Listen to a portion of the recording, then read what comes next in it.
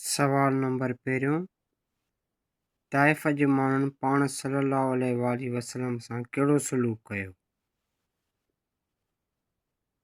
जवाब: पाण सल्लल्लाहु अलैहि वसल्लम ताइफ़ जे माण्हुनि खे इस्लाम जी दावत ॾिनी, पर उन्हनि क़बूल न कई ऐं निहायत बदअख़लाक़ीअ सां पेश आया। पाण सल्लल्लाहु अलैहि वसल्लम जे बारे में ख़राब लफ़्ज़ इस्तेमालु कयाऊं ऐं पाण सल्लल्लाहु अलैहि वसल्लम ते पत्थर बि वसाया। सवाल नंबर ॿियो, अदास केरु हो ऐं इस्लाम कीअं क़बूल कयो? जवाब: अदास हिकु ईसाई हो जेको नैनवा जो राहगू हो। हू उतबा ऐं शेबा जो ग़ुलाम हो।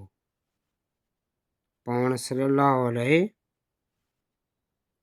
वसल्लम जी दावत खां मुतासिर थी अदास इस्लाम क़बूल कयो। सवाल नंबर टियों, पाण सल्लल्लाहु अलैहि वसल्लम ताइफ़ जो सफ़र कीअं तय कयो?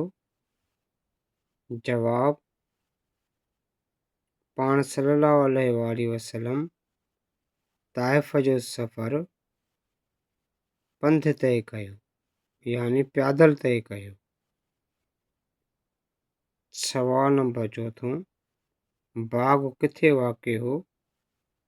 जवाब: बाग़ ताइफ़ खां अटिकल